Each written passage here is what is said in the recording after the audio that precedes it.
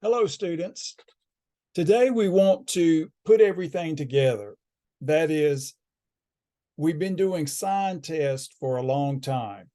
That is when we graph polynomials, when we work with inequalities, when we do rational function graphs, everything pretty much comes back to the sign test, the boundary values.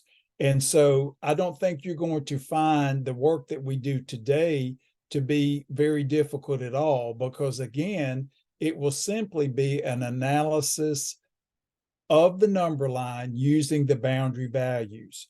And again, I've been teaching this from the very beginning because I want this technique to be something that you understand and you have confidence with, because as you continue in your STEM preparation, that is the pre-calculus, the calculus sequence, we will do the same constructions with the number line over and over and over again. And I want you to feel good about it. But again, I think you will find this very straightforward and very illuminating. So let's go ahead and start on some problems. I'll share my screen. Now, the polynomials are a little bit simpler because, again, we're only looking for zeros. We don't have real numbers for which the polynomials are undefined. So let's just do a couple of interesting problems here. Now, I want to start with a very simple one from your lecture notes. That is, we have x plus 3 quantity squared times x minus 4. Again, remember, when we're solving equations and inequalities, the main idea is that we want to be able to configure a sign number line. That is, we want to do a sign test. And the easiest way to do that is through factorization. But notice in this particular problem, we already have factorization. That's really nice. So notice, we'll just say observe here. We have no work to do except make some good observations. We have the following zeros. So I'm just going to write a little chart here. Not that this is required, but just to kind of summarize everything. And then we have a multiplicity. Notice we have the zero already, so we're comparing this expression to zero, which is what we have to do with any inequality. When you get to calculus, you're going to make the inequality by checking the signs of derivatives. And so you're going to check for positive and negative. Not in this case. This is actually prescribed. That is, you want to know when this particular expression is positive. So it's telling you what sign to look for. So the zero of -3, that is, if we have a factor of x plus 3, what makes it 0? -3. That is, again, remember, when you do the factorization, think zero product. When is x plus 3 equal to 0? When x equals -3. And it has a multiplicity of 2. And then, of course, the 0 here is 4. And it has a multiplicity of 1. And then what we can do is say touch. When we have an even multiplicity, the graph touches the x-axis at that 0. It does not cross. And we have odd multiplicity, we have cross. Now, we're not necessarily going to do this every time, but it will certainly help you to organize your thoughts before you actually draw the number line and then put in your basically your line, so to speak. We do a curve through the zeros to tell us when we're above and below. So now let's do our number line and add our zeros. Again, these just have to be in numeric order. We have a -3 and we have a 4. Now, the quickest way to do the analysis is to take an extreme value, like something much bigger than 4. We're thinking about end behavior. So now we think like replacing x with 100, something far bigger than 4. So again, we have positive here and we have positive here. So both positive. So we've got above. And then when we get to 4, we must cross, so we become negative. And then, of course, when we get to 3, we don't cross, we just touch. So here we have plus above. Here we have negative below. And here we have negative below. So because this problem is prescribed to us, we now simply look for all the positives. We look for the intervals for which the polynomial is greater than 0 or has a positive sign, and we only have it here. So we would say if and only if x, in this case, is greater than 4, and then, of course, we want to write this in an interval notation, so this would just be 4 to infinity. Again, remember, we use the parentheses with the infinity symbols, and then, of course, this is a strict inequality, so we want to use a parenthesis here because we're not including the 4. So again, if you just look at this, you say, well, this particular factor is always positive. That is non-negative. That is away from -3, this is always positive. So it's not going to change the sign to negative. So the only thing that would change the sign is this multiplicity 1. So as long as x is bigger than 4, this is a positive factor, hit with a positive, and we're good to go. Okay, so again, remember the main thing about doing inequalities is keeping track of the zeros from the factorization and the multiplicities. And once you have that, construct the sign chart, and the sign chart gives you the answer. Okay, let's try another one. Let's look at one where we have to actually factor. So let's do this one. We have 2, which is x to the 6th greater than 16x to the 4th. Okay, so let's compare this, ladies and gentlemen, to the last one. Notice here we don't have a 0 like we have here, and it's not factorized. That is, we can't look at this and say, oh, the zeros are this, we're done. Okay, we'll just do our little table and we're done. We need to do the factorization process so that we can get a form that mimics this one. Remember, in every inequality, the sign convention works when you have comparison to 0. So everything on one side must be a factorized version where things are connected through products, and the other side must be a 0 for a source of comparison. Remember, if an expression is greater than 0, then it is positive. If an expression is less than 0, then it is negative. Okay, so let's do our factorization process. Let's put everything on one side. So we have x to the 6th minus 16x to the 4th is greater than 0. Okay, at least now we have our 0.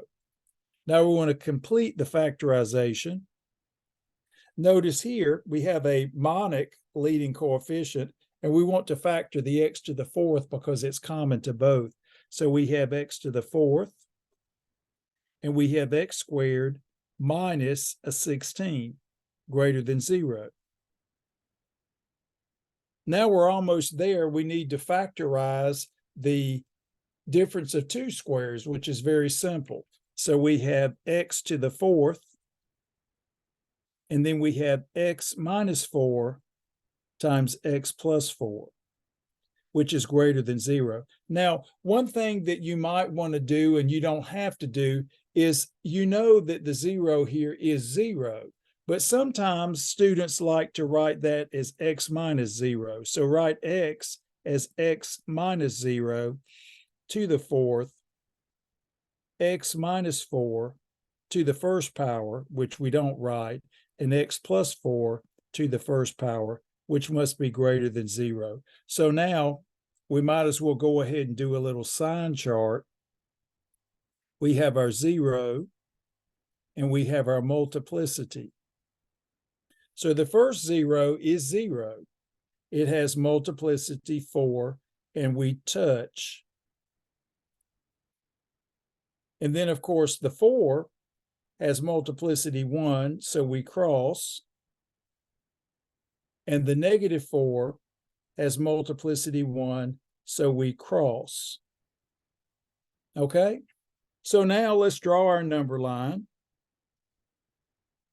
So we have -4, we have 0 and a 4. But now what you can see, this is really an interesting function. When you put everything on one side, it's a nice even function. So these zeros are evenly distributed, but that's neither here nor there, but it certainly should be something that probably stood out to you. So now what we can do, again, let's establish one extreme value and then move through using the multiplicity. So again, if you like, just take a value bigger than 4, like 100. So you can check here, this is clearly positive, positive, positive. Again, we don't have any negatives hanging out, so we're good. Replace x with a large number, 100. All three factors are positive, so we are above. Now remember, at 4, we must touch. Oh, excuse me, at 0, we must touch, but at 4, we must cross. So we have cross, touch, cross.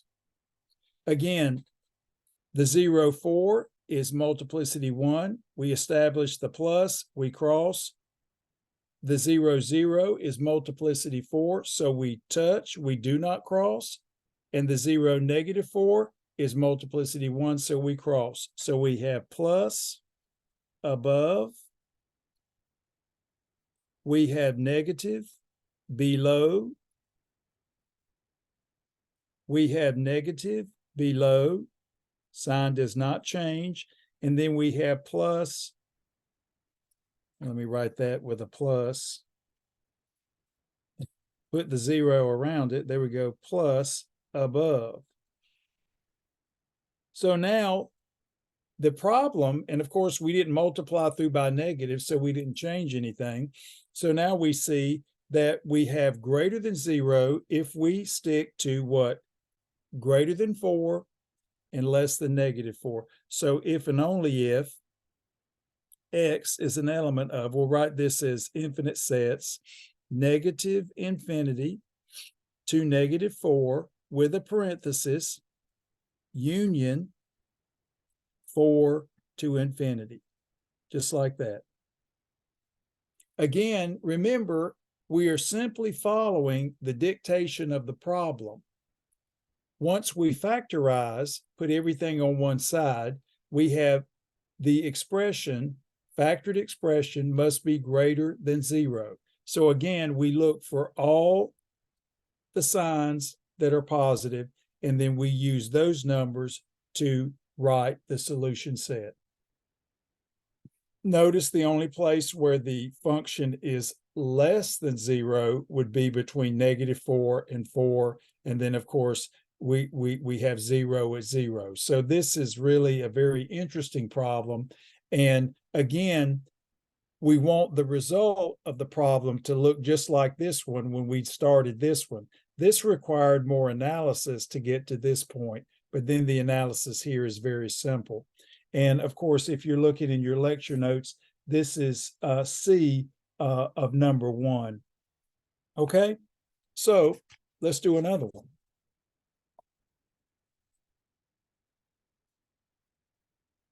Now, what I would say would be interesting would be, we'll just do one more polynomial, then we'll do some rational expressions because I want you to be able to factor. So we have x cubed plus 2x squared minus 8x is less than or equal to 0.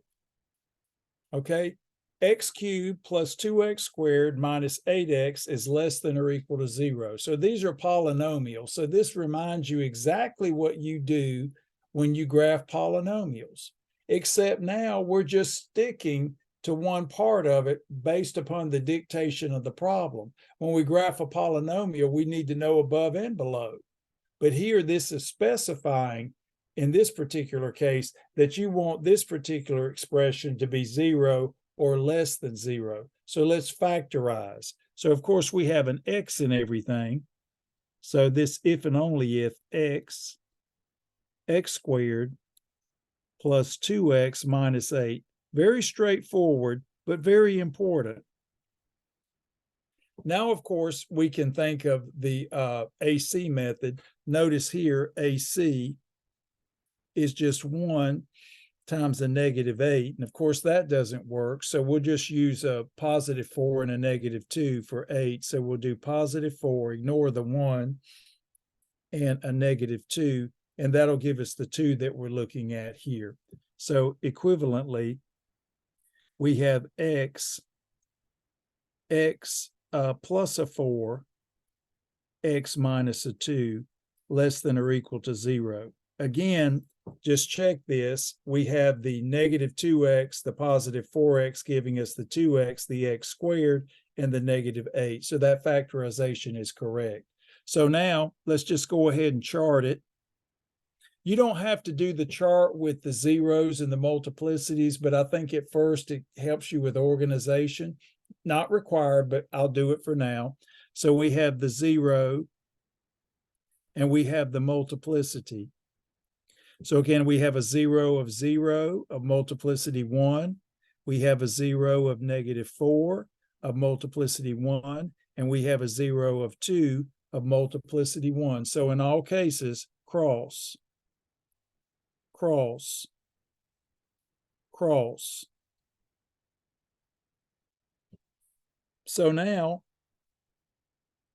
we'll go ahead and plot these: negative 4, 0, and a 2. Now, of course, to do this, just like we did before, we think of an extreme value. Don't really look at the dictation of the problem. Just now we want to establish the sign. So, of course, if you just take an extreme value like 100, we have plus, plus, and plus.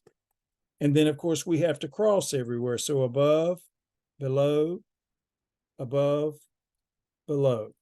The multiplicities are the key. The multiplicities give us all the information we need to be able to assign the correct positive or negative. So here we have plus, above. We have negative, below. We have positive, above. And we have negative, below. So now when we look at this, we're good. We now go back to the problem and see what it reads. We did not change any of the sign. We didn't have to move things around or multiply through by a negative. Often when that's the case, we've got to apply that rule that reverses the inequality. Anytime we do anything with multiplication or whatever, we have to be careful that we preserve the standard inequality with the correct arithmetic.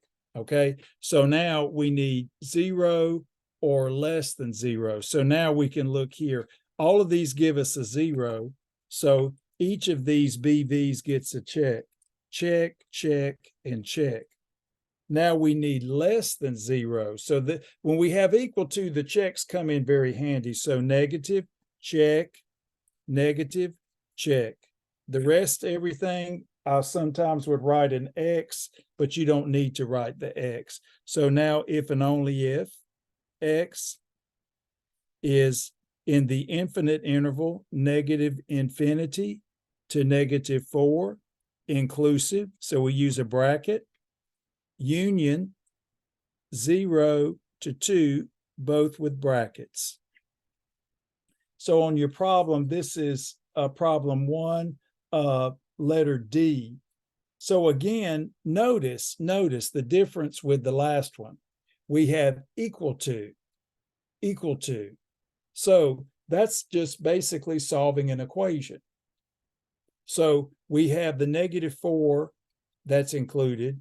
We have the 0 that's included. We have the 2 that's included because all of these numbers give us the value 0, which is part of the inequality.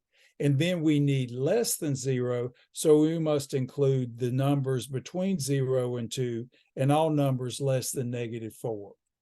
So again, the process is all contingent on the number line, but again, the number line is established by looking at an extreme value, establish the sign, take an easy number to establish the sign, and then move through the zeros and the BVs. Again, these are the BVs. I'm not always writing that down. These are the BVs, 0, -4, 2. You know exactly what they are.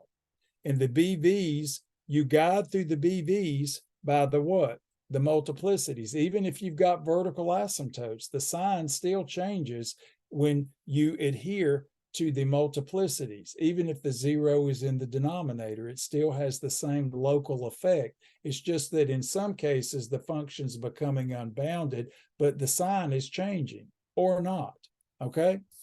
Excellent. So now let's look at an example where we have some elements in the denominator. So that was, number 3. Let's do number 4. So we'll look at 2x minus 1 divided by x plus 4 is less than or equal to 2. Now, of course, you can make up inequalities. And of course, if you have to use the quadratic formula to find the BVs, that's okay too. You just do a symbolic calculation. You just order the BVs numerically, and then you look at their multiplicities, and then you cross or touch. So it's very straightforward. It doesn't matter if the zeros are less easy to find, they still count as zeros, and there's no difference in the strategy. Notice here, just like a previous problem, we do not have the existence of a what? Of a 0. So we can't compare anything to something that's not a 0. The sign convention that we do does not work. The sign test will not work. So the first thing we want to do is remove everything to one side. 2x minus 1, create a 0. X plus 4 minus 2 is less than or equal to 0. Now, this is not ready either, because we must have one unit that gives us products, okay? We have to have one unit. We can't have a fraction minus a number. We can't do a sign operation there. We can't determine BVs. So at this point, we get a common denominator. So if we have to factorize here, we do it just like when we were solving linear equations. There is absolutely no difference. So we have now 2x minus 1. We're going to extend the fraction bar, x plus 4. And now we have minus 2 times x plus 4. And this must be less than or equal to 0. So notice, if the x plus 4 is absorbed, we have the -2. We have exactly what we have here, but written as a fraction. Now we want to combine like terms. So we have 2x minus 1 minus 2x minus an 8. Just distribute the -2. Divided by x plus 4 is less than or equal to 0. Well, we like these problems. They're nice and simple. The 2x's absorb. So we have absorb. And that leaves us with -1 minus 8, which is a -9 divided by x plus 4 less than or equal to 0. Now, this is fine exactly how it exists. No problem. Now, if you don't like the negative and you don't want to have to deal with the negative when you do the sign chart, then you can multiply through by a negative. That's fine. Multiply both sides by a negative and flip the sign. Let's do that just to get some practice. So multiply both sides. Let me write it out. Multiply by -1. By -1. And of course, when you multiply both sides, that will reverse the inequality. The negative will absorb this. So you get 9 over x plus 4 is greater than or equal to 0 times -1, which is 0. This is an equivalent inequality. So when you multiply by -1, again, this reverses. So I'll just say Inequality reverses. Inequality reverses. Okay, that's very important. And you need practice with that. If you don't want to go from this step to this step, just leave it like that. You'll get the same answer. So now we really have a simple problem. We only have one BV, and it's just -4. And it has multiplicity 1. It actually defines a vertical asymptote, but again, it's a 0 of the denominator that's not a 0 of the numerator, and therefore the function does become unbounded near -4. But we don't care. We're just looking for the sign. So let's do our sign test. We have a -4. And now that we've gotten rid of the negative, it's easier. So if we put in, 100 here, that's clearly positive. So we've got plus, and then we slope through. You don't always have to connect it here because you don't get a 0, but the sign does change because the multiplicity of this 0 in the denominator is indeed 1. So you get plus, which is above, and you get negative, which is below. Now, just notice, this is never equal to 0. 9 is never 0. So the greater than or the equal to part is a non-entity. So we don't get that. So that's not going to occur. So this is if and only if x is an element of, where again we have positive. So that's going to be what? -4 to infinity. And in your problem, this is B number 2. So just be careful. Be careful, ladies and gentlemen. Don't be disturbed by the equal to. This is simply saying find all x for which 2x minus 1 divided by x plus 4 is less than or equal to 2. That doesn't mean it's going to equal 2. It doesn't even mean that it can be less than 2. There could be no solution. Okay, so when you solve the problem, you have to look at this and say, okay, we don't have any zeros, but we have real numbers for which the function is undefined. And so that becomes a BV. So now when you think about this is just a simple rational function. Okay, so you could easily plot this using your techniques for graphing a rational function. And so as you approach -4, the graph moves up like this from the right, and -4 from the left, it moves down like this. So you know exactly what's going on, and there are clearly no x-intercepts. So use the techniques that you used to actually graph the rational function and analyze it. It's the same thing going on here, but now we are specifically following the dictation of the problem. So when we reduce it, we're saying we only want values of x for which 9 over x plus 4 is greater than or equal to 0. That's it. So that's the dictation of the problem. Okay? Excellent. Let's try another one. So let's look at one where we've got just, well, if you've already got a 0, that's easy. But let's just do one that has the 0, but we have to factorize. So let's look at this one. This is easy, and then we'll do one where we've got to do a little bit of surgery on it.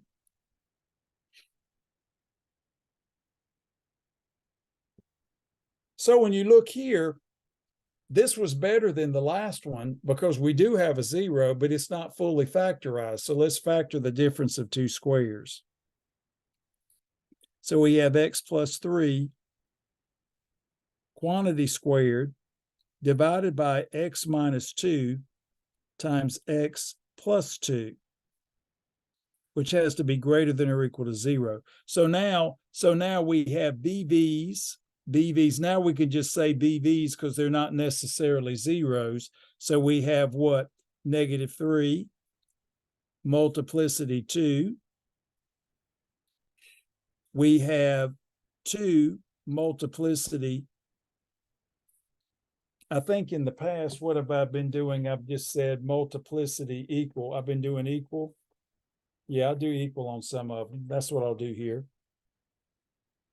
just 1 or equal 1, that's fine. And then -2 multiplicity equal 1. So notice we have 1, 1, we have a square. So these are BVs. I didn't write them just as zeros, okay, because they're not all zeros of the function.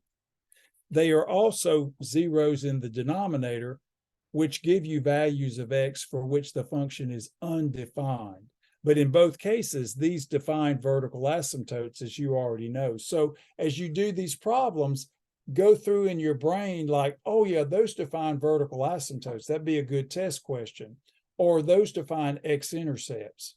It's the same terminology over and over, but dictated in a form that's not like what we've been doing. It's just saying, now I want you to solve this inequality for these values of x that give what? 0 or greater than or equal to 0.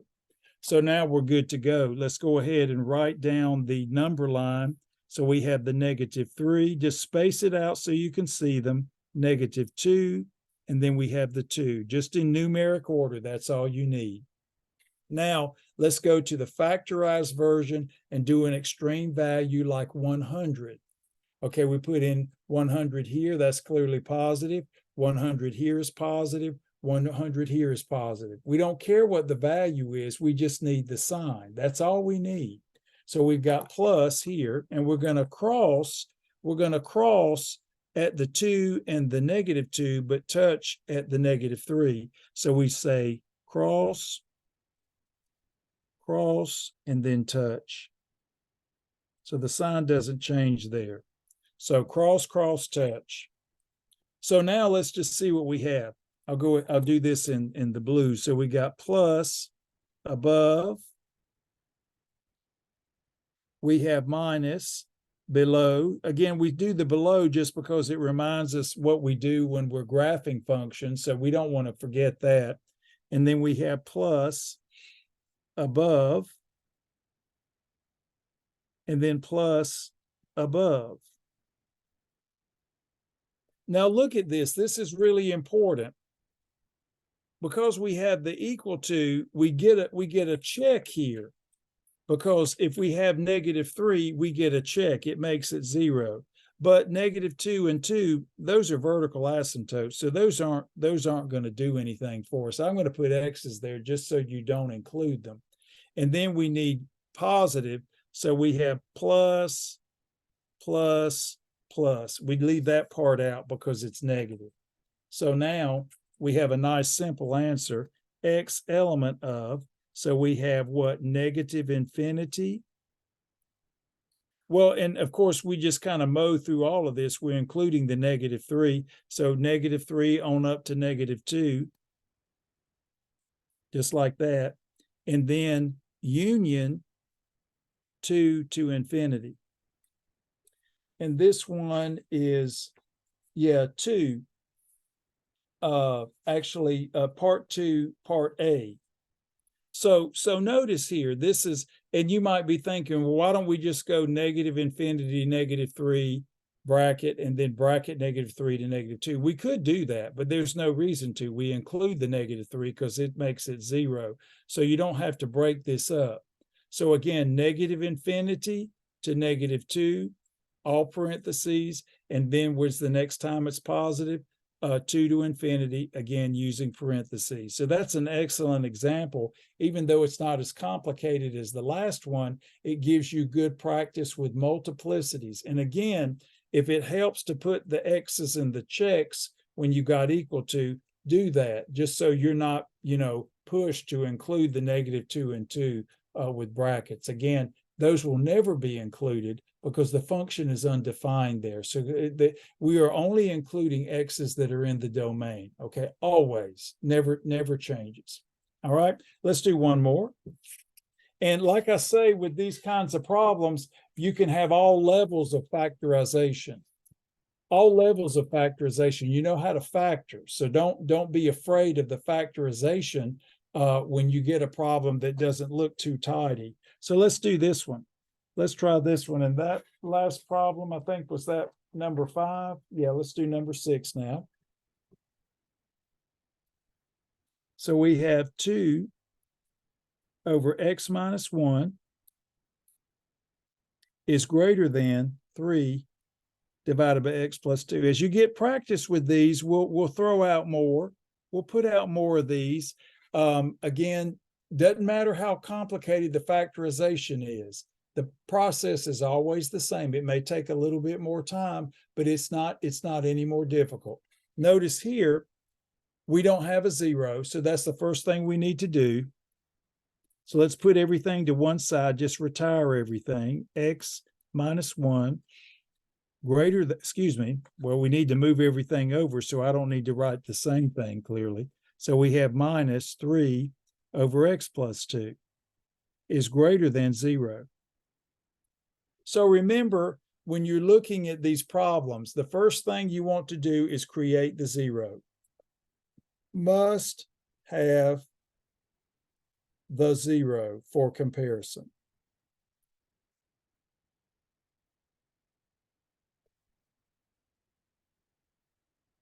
Without the 0, the sign test doesn't make any sense. So we must always have the 0. Now we're going to get a common denominator. So we have x minus 1 times x plus 2. That's the least common denominator, okay? And now we just want to get the requisite information in the numerator. So again, we have to multiply 2 by x plus 2. And then we have to multiply the 3 with the minus sign times x minus 1. So now when you look at this, ladies and gentlemen, you see that the x plus 2's absorb and you get 2 over x minus 1. And here the x minus 1's absorb and you get negative 3 over x plus 2. So this is equivalent. So now let's go ahead and multiply 2x plus 4 minus 3x plus a 3. Again, be sure to distribute the negative. Negative, negative gives you the positive. And then we have x minus 1 divided by x plus 2 is greater than 0. Now let's continue to collect terms. So we have a negative 3x plus a 2x, which is a negative x. And we have a 4 plus a 3, which is a 7. So this problem has a little more algebra, but no complicated factoring. It's just fractional arithmetic. Now, at this point, we can go ahead and factor the negative in the numerator to make it a little easier to see the zeros. So we have the negative of x minus 7, again, distribute the negative, divided by x minus 1 times x plus 2 is greater than 0. And just like the last problem, if you don't like the negative hanging out, get rid of it. Just say multiply by negative 1. Now, of course, when you can't do this, then you're stuck, but that's okay. We have the luxury now. We just reverse the sign. So we have x minus 7 divided by x minus 1 times x plus 2 will now be less than 0, okay? So this gives us the form that we need. That is, this form is acceptable for the sign test. So we have the BVs. We have 7, multiplicity equal 1. We have 1, well, all simple, multiplicity equal 1. And we have negative 2, multiplicity equal 1. So in all these cases, we have to cross. So let's draw our number line.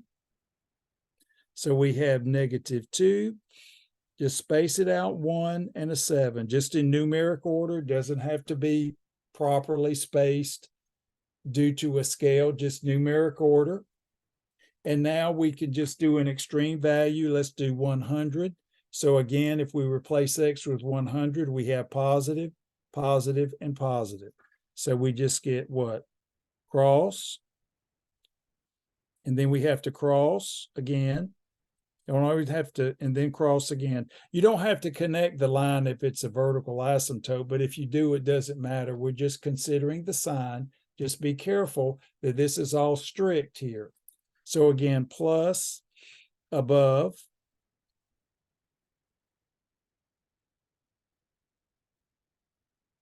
So that's plus above, negative below. So just thinking about what we would be doing if we had to graph it, plus above, and then negative below. You'll be doing the same thing in calculus. So this is something you'll be doing a lot of. Notice nothing comes in. X is for everything. Because this is strict, we don't include the 7. Of course, we don't include the negative, the 1 and the negative 2, because those are vertical asymptote definitions. Their expression is undefined there, so those would never be included anyway. So we look for all the negative signs below. So this if and only if x is an element of negative infinity to negative 2, and then move to the next one, 1 to 7. 1 to 7. And this particular one is D in part 2. So negative infinity to negative 2 and 1 to 7, all with parentheses. So let me enforce or impress upon you that you can make up these problems. You can do your favorite factoring formulas. You can put anything. Now, of course, as we get more theory of equations, then we'll have more factoring techniques with the rational zeros theorem. That'll be very helpful. But the key to doing this is either determining zeros or determining that there aren't any. For instance, if there are no real zeros, then you don't have any boundary values, okay? I mean, if you've got a polynomial upstairs and one downstairs that never change sign, then that's the easiest problem in the world. I mean, those do happen, and don't be surprised if you find them in another class besides mathematics. So just remember, get the zero. We need the zero, and then analyze through factorization the BVs, zeros and zeros in the denominator, which give you real numbers for which the expression is undefined. That process will never change.